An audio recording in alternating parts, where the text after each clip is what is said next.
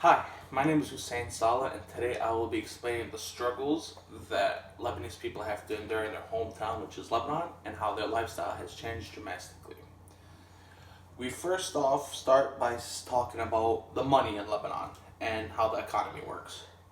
So, in the past, a dollar, American dollar, would be equivalent to about 1.5 Lebanese pound. Well, in the past 2 years, it's increased about 80%, and now a dollar American is 15,000 pounds Lebanese. People might not really understand what that really means, but basically, that means the Lebanese pound has pretty much disappeared, making it harder for families to buy essential needs.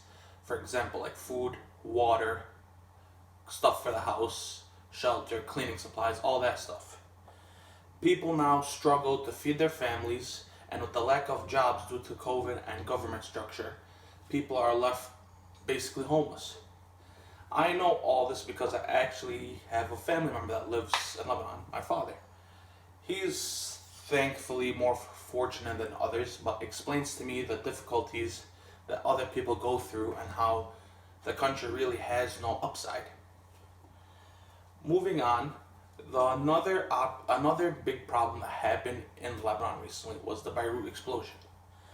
This explosion happened on August 4th, and it left everyone devastated. About roughly 200 people died, 6,000 people were injured, and 300,000 people were left homeless.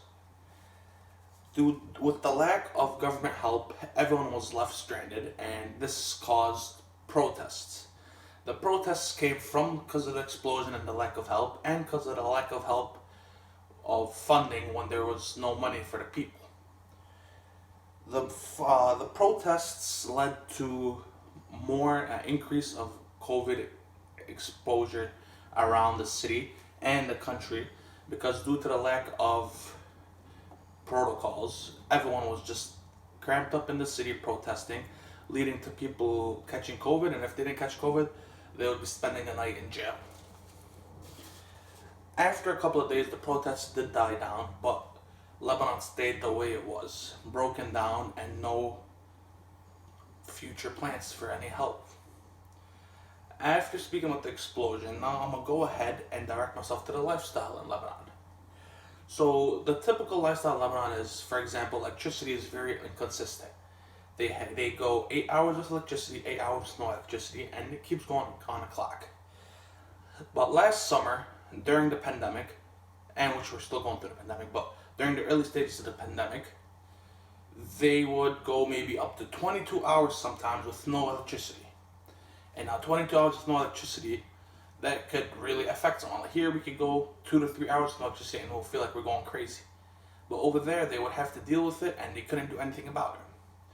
Sometimes they would pray just for it to come to hour, just so they could wash themselves and get clothes and wash their clothes and do the essential things they need to do within that time frame. Hopefully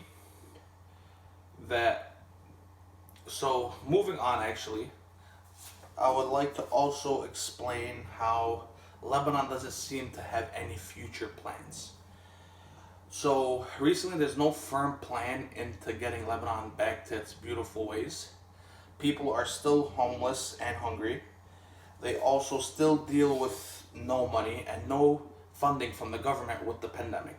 Here we get funding from the government when we go through pandemics like this. People get stimulus checks and all that. Over there they're left just with a mask and told to stay home, which really could affect someone's mentality, the way they think, and their mental stages.